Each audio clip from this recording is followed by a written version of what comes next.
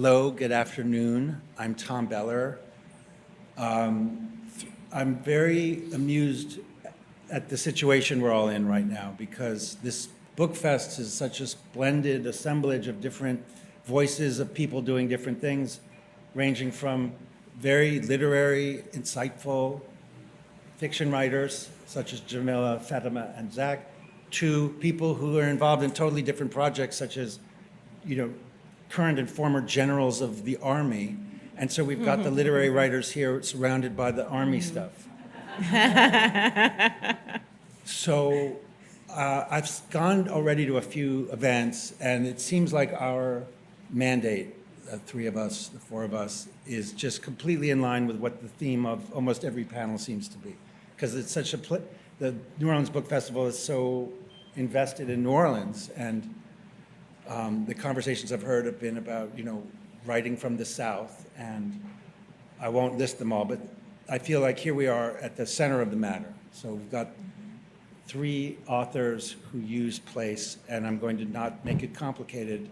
Jamila, maybe I could just ask you to begin with your thoughts on the subject and how it intersects with your work. Absolutely, and thank you all for having me. It's nice to be at, Maurice Carlos Ruffin is a good friend of mine, so I always say it's nice to be in West Alabama. So thank y'all for having me. But, that really sort of goes into what I believe is our mandate here, is to talk about writing about place. And I don't know that I can write about a place without loving it. My people are Alabama since before Alabama was Alabama. And so for me, writing about the way that the ground feels under my feet, the way that I hear the ocean waves when I'm on Dolphin Island, the way that I experience Alabama, I think is everything that I try to capture in my fiction. So, writing about New Orleans, particularly Fatima's book, which hopefully we'll get to hear her talk about a little bit. I think writing from a place of love about a place you love is really a treat and an honor to be able to do on the page. Fatima, you're in a curious situation because you live in New York, but your work is so wrapped up in New Orleans. Tell me how that works in your sort of literary ecology or creative ecology. Well, I love New Orleans. I'm from here. Can you hear her? Can you hear me? No. We'll pull that a little bit closer right up Closer to you. That sounds like it, right? So I grew up in New Orleans. I went to Xavier for 2 years and then left to go to BU, right? When I got there, I said, I miss New Orleans. I came back home. No, I went away again. Went to NYU. So I've been back and forth this whole time because I've always had this sort of love. I can't love unconditionally like you. I grew up in segregation, so I have a love-hate with New Orleans. So I see so many parallels, we have contemporary New Orleans and New Orleans of the past that I haven't been able to love it completely. I love the place, I love the people, I love the complications of the people.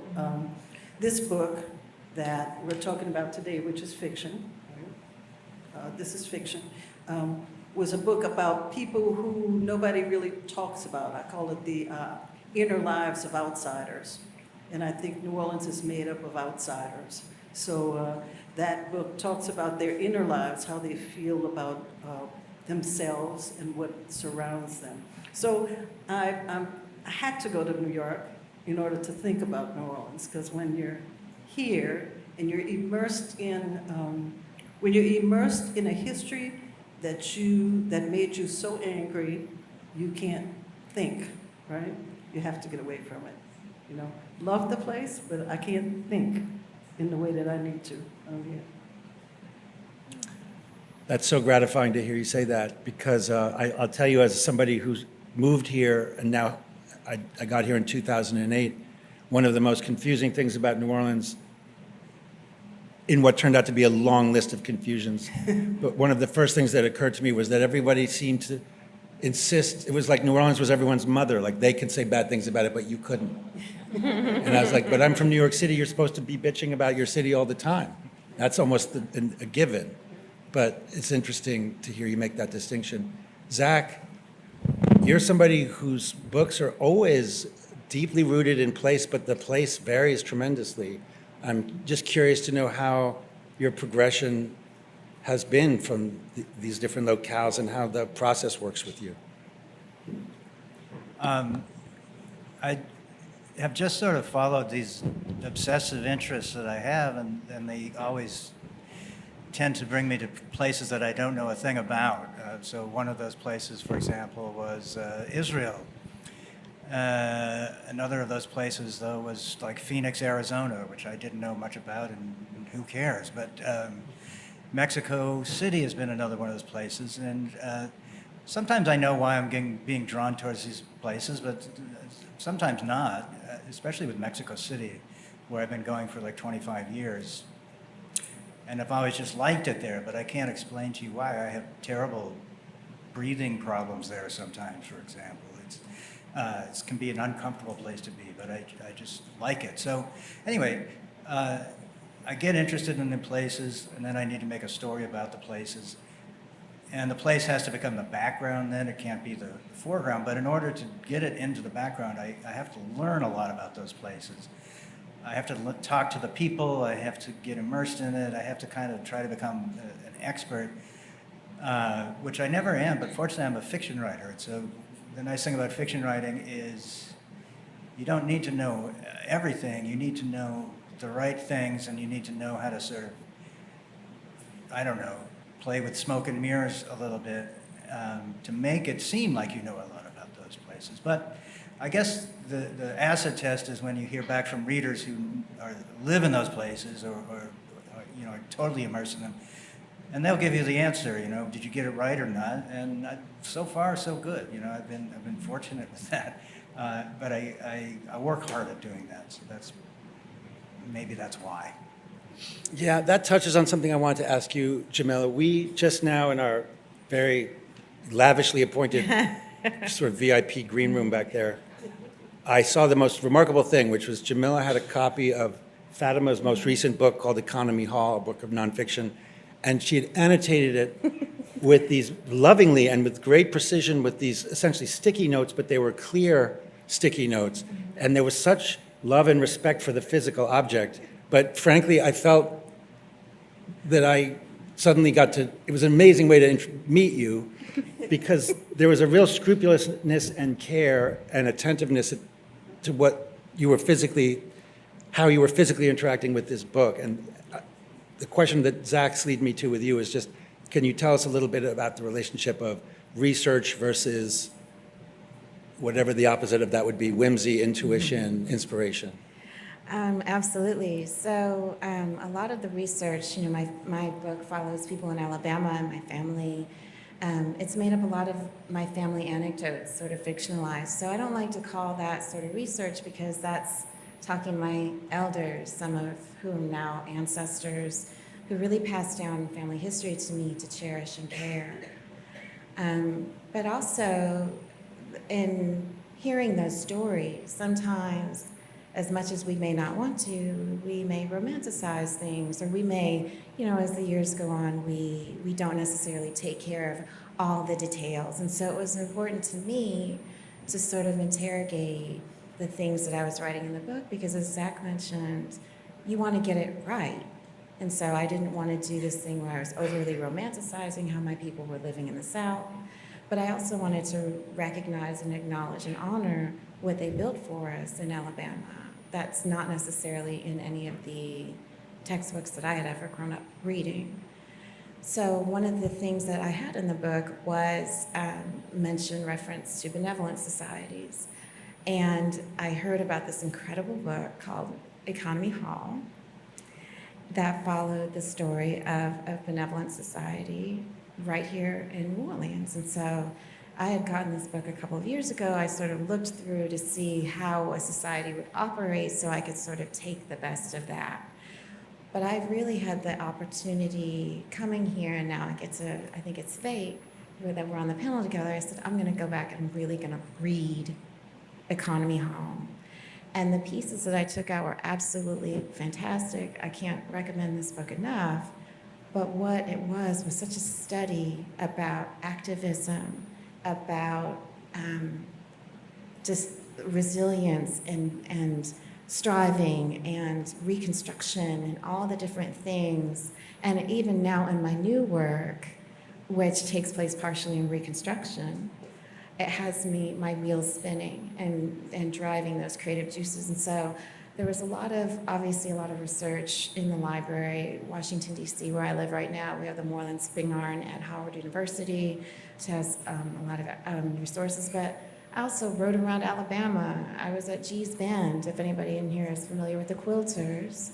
So I see Alabama, all right. But G's Bend, Alabama has some of the most famous quilters in the world, and so I had an opportunity to be in community with some of them and talking to them and riding the ferry between G's Bend and Boykin and actually taking in the experiences, going to one-room schoolhouses that are being meticulously kept by caretakers and seeing the records. I mean, y'all know what that's like, going and seeing records that haven't seen the light of day in however many years. And so, of course, the stories, sitting on the porch with elders while they were like, come on up here and help me snap these beans. And so then you not only get the story, but you get the rhythm to the stories. And so the entirety of the research was just a real pleasure for me. Well, I want to follow up because I was just at this other panel with Imani Perry and Clint Smith and Jessamine Ward, which, by the way, is basically the same panel, but with air conditioning. It was the same thing. And Clint Smith said something that it struck me. He said that he was doing research around the country, talking to like people of grandparent age and asking them questions, and it suddenly occurred to him that he wasn't interrogating his own grandparents. He wasn't asking his own grandparents questions. He was posing to strangers, essentially. So when you say that you were absorbing stories you'd heard, are you talking about memories of stories that you were told, or did you go, Grandma, Grandpa, I'd like to interview you, this is a tape recorder? No, I mean, I had the very distinct pleasure. First of all, I have family who has been telling me these stories since I was knee-high, right? But then in actually doing, like saying I wanted to interrogate something about the book, I had, people have people. Your people have people. Am I sitting too close to this? No, you can't get close enough. So my people have people, and so they say, oh, you referenced, for instance, in my book, Hobson City, Alabama is referenced. Hobson City is the second incorporated all-black city in the United States. It's going to be 125 years old this year. So my auntie was like, well, I know the mayor of Hobson City, let's ride up there. And so we went up there for Founders Day 2 years ago, and now Hobson City is a friend. Like, if I ever needed anything, that's where my people are. When I went to G's Bend, I found old cousins. I came here, found a cousin here. So, I mean, I say my people have people. I think a lot of times as writers, we don't get started on a research project because we don't know where to start, but we don't know who our people know. And so for me, it was, oh, you want to write about Hobson City and you want to get it right? Well, here's the mayor, here's the elder, here's somebody who's been on the radio station since God was a boy. You need to talk to all these people. And so then from there, your network expands. And then, I don't know, I'm hesitant to call that research though, right? Because these are relationships. This is a community that I will cherish for the rest of my life. And they're honest. They tell you the stories, the good and the bad. Our love for Alabama is for that soil. And, when you understand that the sin is not in the soil, it's not in the rivers, but it's in the hearts of man, then you understand what you're protecting and you understand why people are still around holding on to those stories and want to see those stories go forward.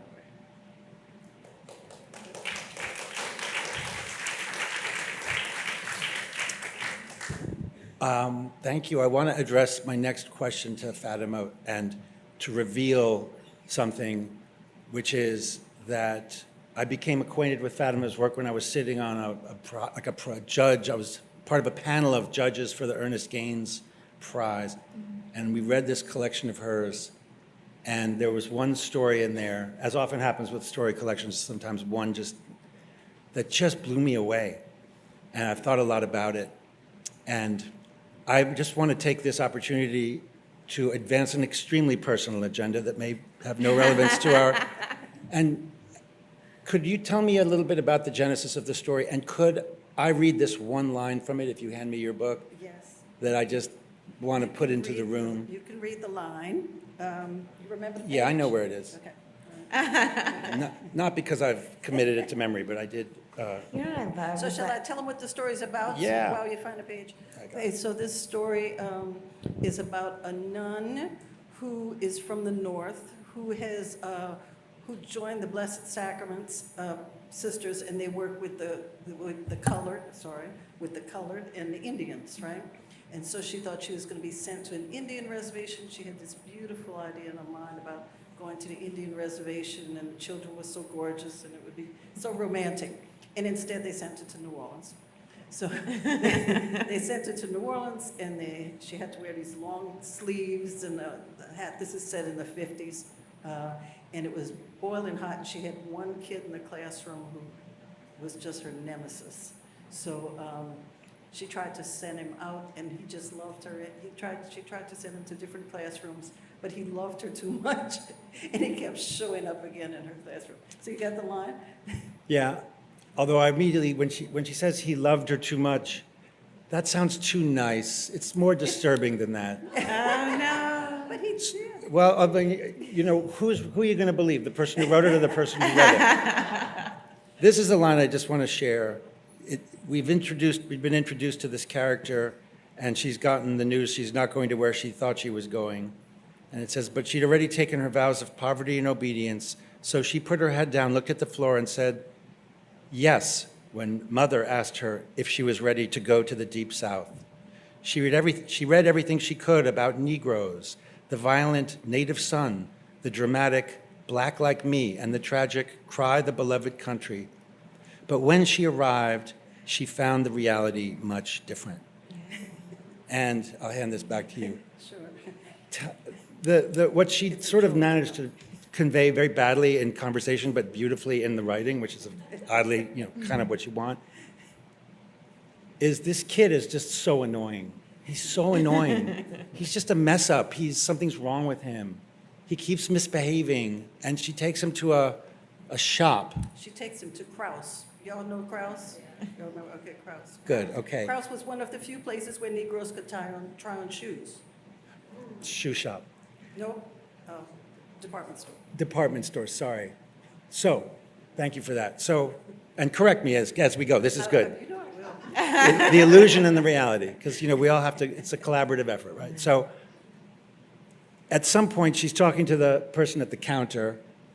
This is pretty far into the story, and she turns around, she doesn't see the kid, this troublesome kid. She doesn't see him, and maybe I'm getting this wrong. And then she sees in one of the aisles, rising up into her view, his hands. He lifts his hands up. He's doing something weird with his fingers. And in that moment, you feel so much frustration and anger at the kid and this other weird, tender feeling, and it's all right there. Even though it's not about a parent and a child, it just brings so much of that family energy into it.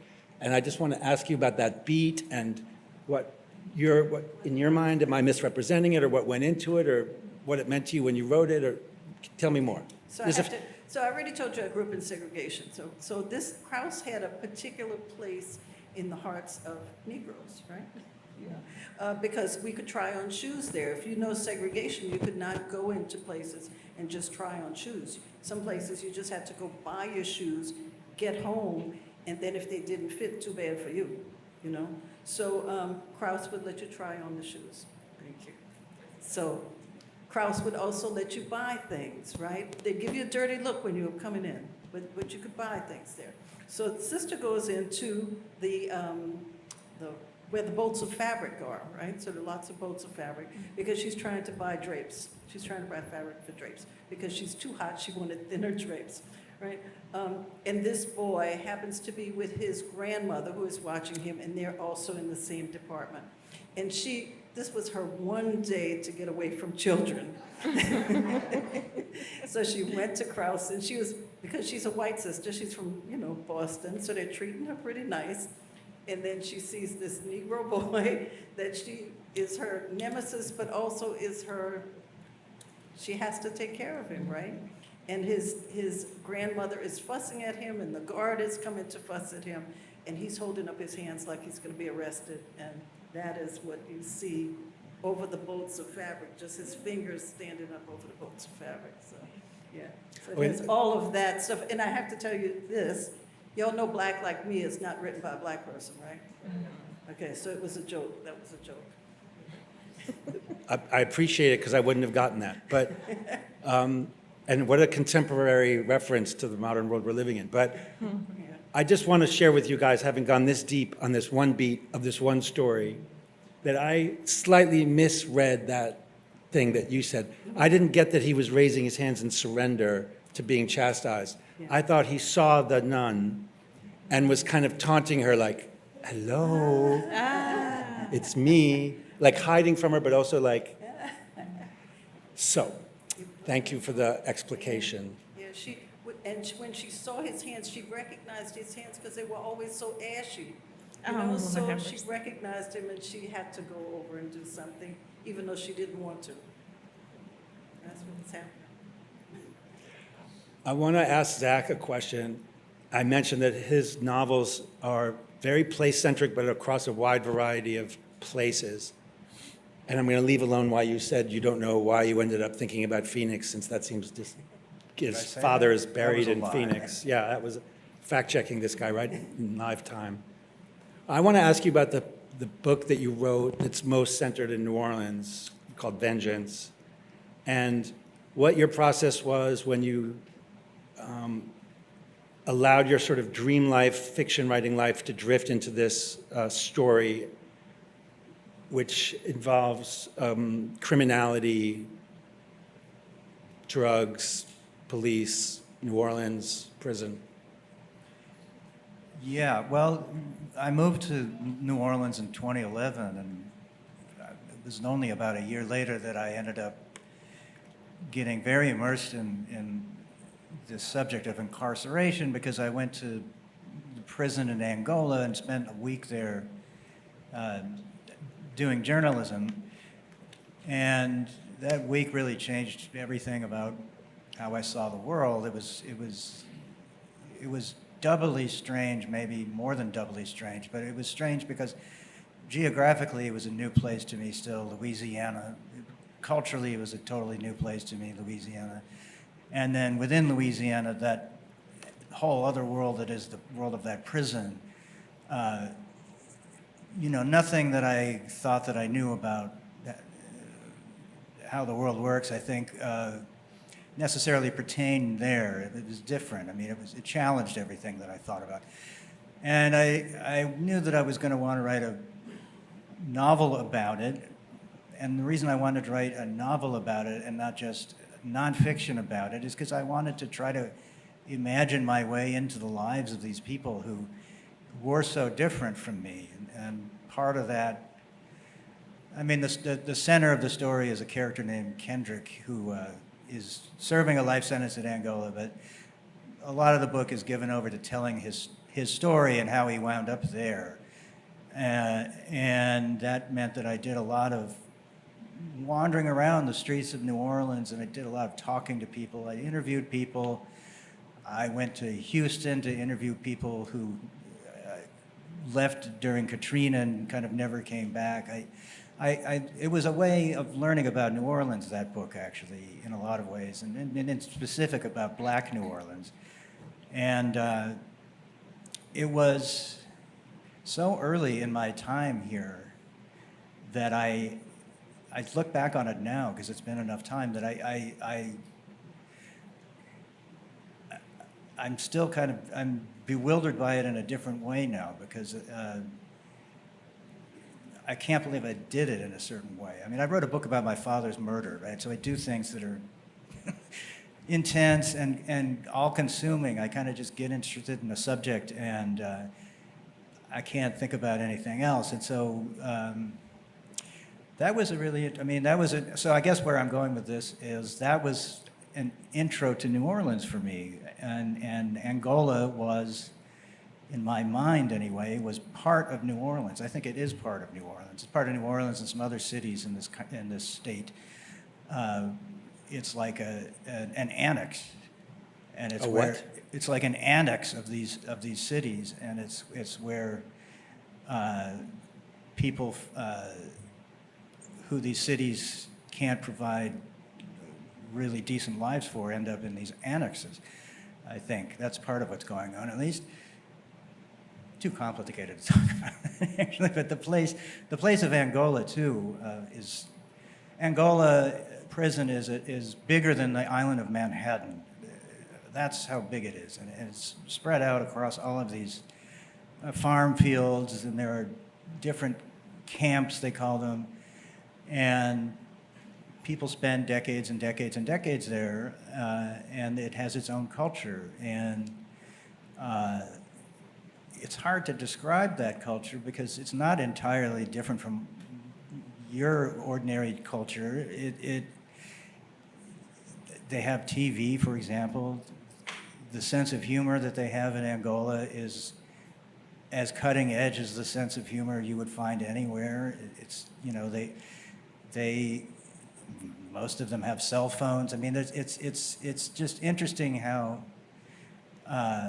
this place that looks basically exactly like a slave plantation in the 19th century is populated by essentially this urban group of people who are from cities.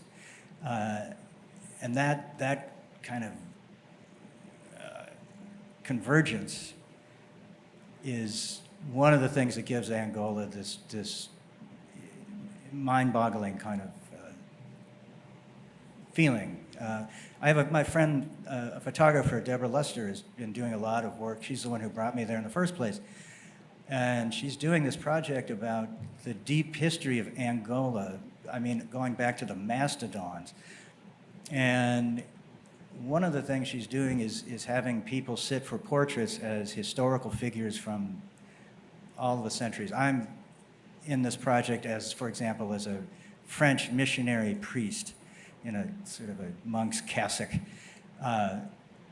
And everybody who's posing for these pictures has some connection to Angola in one way or another. Many of them spend time as incarcerated there, but some have different tangential connections. But one of the things that she's doing is mixing up the races of the people from their historical people that they're portraying, mixing up the time period so that a 19th century image is right up against an image of from the 20th century. One of the effects of this project is that it estranges us. The first impression you have of this thing as a unit, which I just saw this week actually, is a complete lack of orientation, a complete lack of what what is this? And she's trying to figure out how much wall text should be involved in this, because she wants people to know what the deeper meaning of this project is. On the other hand, I said this to her and she agreed, don't have the wall text at the beginning, have it at the end, because the initial experience of walking into this kaleidoscope of time, place, culture, race, and all of that is, I think that's a huge part of what this should be about. I'm glad you said you can't believe you wrote that book, because I distinctly remember a reading that the creative writing faculty gave in 2014. It was Jesmyn Ward, me, Zach, Peter Cooley, who started the program a long time ago, now retired. And when Zach got up to do his bit, he started reading in the first person, and I thought it was a piece of nonfiction, and then slowly I realized, he's writing this from the point of view of a prisoner in Angola, and I just banked that sense of incredulity and so let's just see how it turns out, and it's a really fantastic book. But very gratifying. I would never have said that to you without you saying that yourself, because at the time I was like, are you kidding? You're going to write from the first person? But it works. Reminds me a little bit of American Pastoral by Philip Roth. Let me explain. That book goes on in the first person for like 90 pages, 100 pages, and then it just clicks into the third person like in a paragraph. No one ever wrote about this. And yours, it has the same dreamy sort of, we're just talking and someone's just talking, and then the ceiling caves in. yeah. Right. They haven't been maintaining this building very well, I can tell. It's good. Listen, I have a question, Jamila, that as you were talking about your process, it jumped out at me, hearing stories from your family. And, in my experience with fiction and nonfiction, I guess, is you have to be sort of sensitive when you use things from your life. And the closer the people, the closer your source material, the more volatile the potential response to reading it in a printed way. So I'm just curious to know how that played out with you, if you felt any tension about this, or if you were sure that people would be, people meaning your family, would feel comfortable with you using it. So that's actually a really good question. My family, a couple of my cousins, to answer it in sort of a general way, my cousins drove down from Birmingham today to be here. They're not here because we were at an event earlier, but my family was thrilled to see a version of being a Black Southerner that they don't get to see. For me, it was really important because I was writing, Alice, the main woman in my story, who, the book is about, she is the composite of all the elder women in my family. And so for me, it was extremely important for me to get her right. My family was my first readers. My family would give me all the business if I got it wrong, and I would have deserved it, right? Because my ancestors and elders, from our own perspective in our own communities, built upon hope and swampland and farmed out cotton fields and built these communities for us to hopefully last throughout the generations. And so what would it look like if I said, I want to get a publishing contract, so I'm going to manipulate this bit, and I'm going to change that bit a little bit, and I'm going to use this for my own purposes instead of just telling it like it is. And so it was really important to me for them to be recognized and for their stories to be uplifted, centered, highlighted, and told for true. They now are some of the proudest people in the world. I'm just finishing an HBCU tour. And my cousin Stephen, at the heels of the HBCU tour, said, now you got to do Black churches. So. Well, listen, oh, please, I'm sorry. No, but I mean, it is, for me, a calling, because ultimately I wanted my family's stories to be remembered in a way that does them honor. I mean, it's hard. It's very hard because, as y'all know, you have two different people telling the same tale on a story in a family history, and eventually those stories will diverge at some points. But it's fiction, and so they like being able to see all the little Easter eggs. I had trepidation, sure, because my thing is I'm very hard on the work. It needs to be honest. And if I'm ever delving into something that I'm unfamiliar with, I have to really ask myself, is that my story to tell? So I absolutely had trepidation, but they didn't drive here from Birmingham because they were unhappy about it. So I feel like that's a win.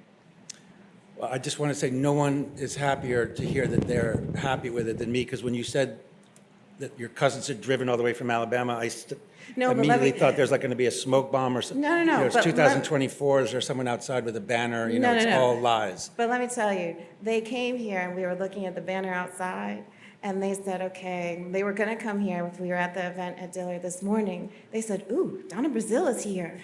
And she's at your same time.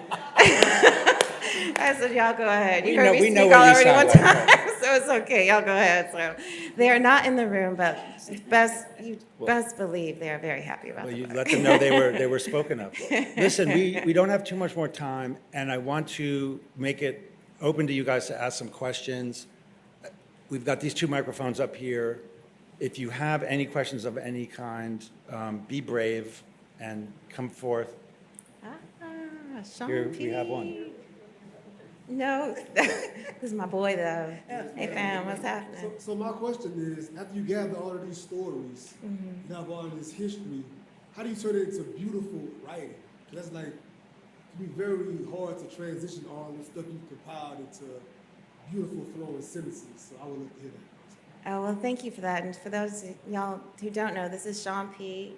He is a griot from right here in Louisiana. He's got an incredible podcast and program, so I want to give it up for this brother. So how do you turn it? I listen. You know, it was really important to me to capture not just the setting or the state or the, you know, whatever, but the history. We pass our stories down orally, right? And so it's important for me to capture that.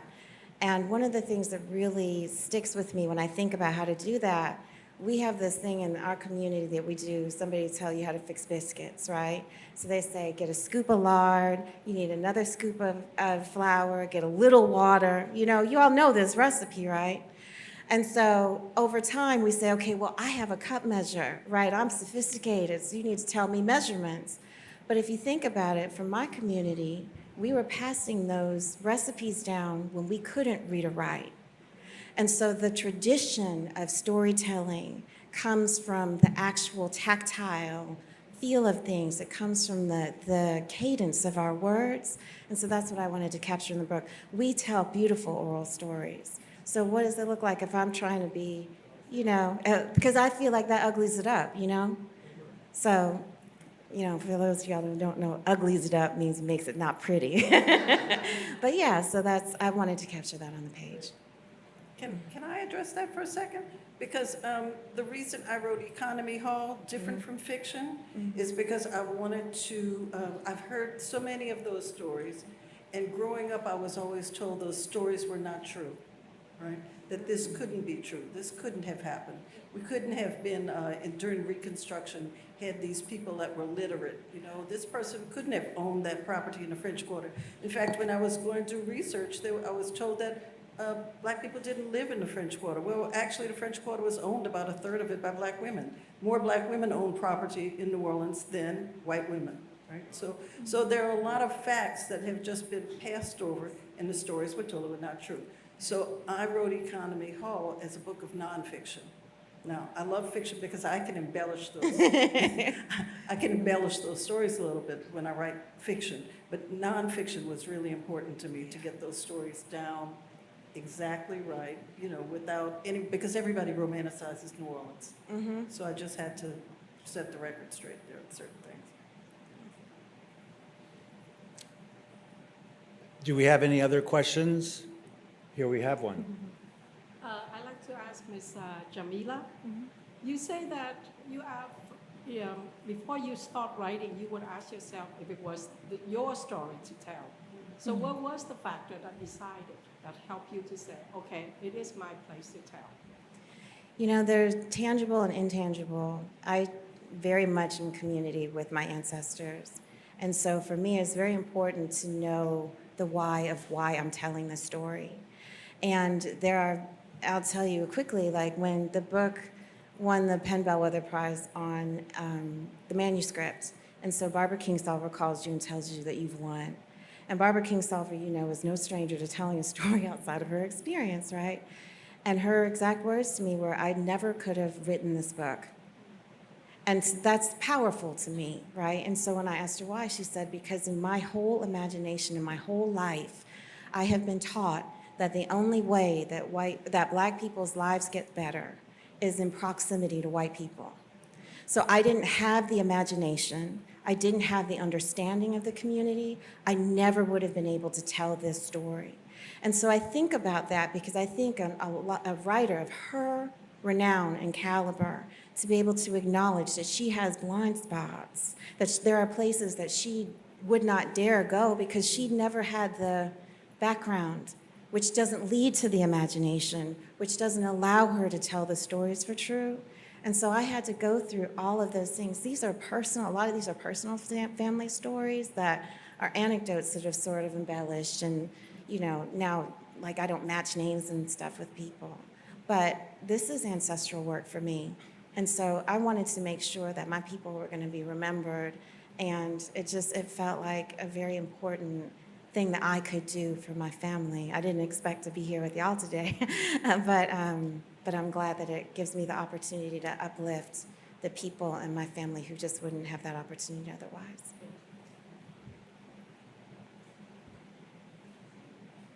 Hi, so this question goes out to all three of you. So if you could just give one piece of advice to young writers, what would it be? I'll let y'all take this. Well, since I'm the eldest, my advice is just to write. That is it. You just have to get up every day and write. There was something I taught for a long time, and there's some book, 101 Reasons That You Will Not Get a Book Published, and 14 Reasons Why You Will, and reason number 1 is you haven't written a book.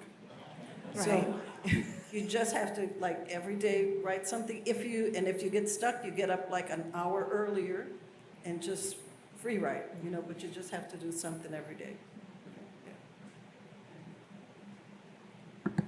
I think that is, I agree with that completely. That was the hardest thing to learn, was to just sit in the chair and do the work. I guess, but since I should say something else too, I think. What I would say is the only reason to do it is to express something that is deep, that you have access to, and that you need other people to know about. And if you care about it, and if you think about how to make it something that other people will care about, that's the whole thing. But you have to have vulnerability. That's part of the equation, I think. I mean, I will just say, you have to write and you have to have vulnerability and certainly get the words on the page. The only thing I would add to that is write the story that is important to you. I think too often we get, particularly these days, it feels like publishing success is the beacon, and there's no guarantee for that. So if you could write whatever book you wanted to write without any guarantee that it's either going to make the New York Times bestseller list or end up in, your mama's like prize collection of things that you did in your life, what book would that be? And so, I would make the art that you just want to make.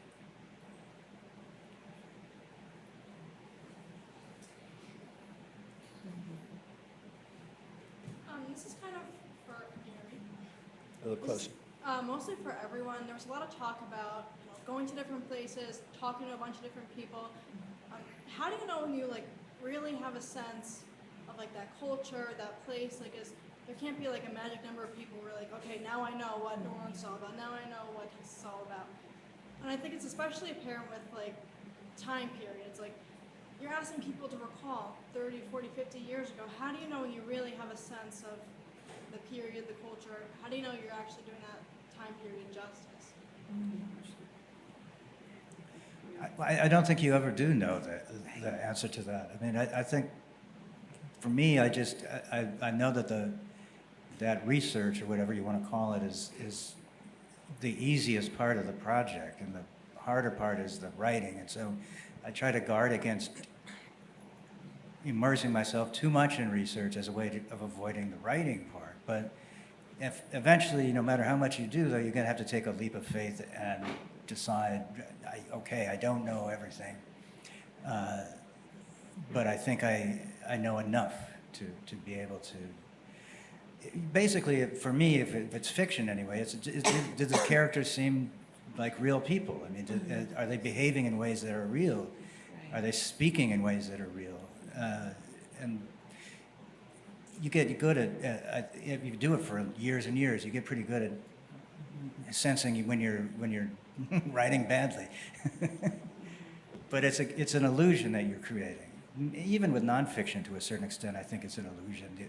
The illusion of knowing, because there's limits to our knowledge all across the board, I think. I mean, go ahead. No, go ahead. I was just going to say something very similar. You have to have an empathy for your character and all of your characters, so that once you feel, for me it's about feeling, right? Once I feel this person, that I could be that person, right? Then I know I have done my work. It's if I really feel it. And you can read it aloud, and you'll know when you step out of that person's life. It'll sound false to you. That's exactly what I was going to say. It was. Well, we're going to end on this note of incredible agreement. Thank you so much for coming. Thank you, three of you.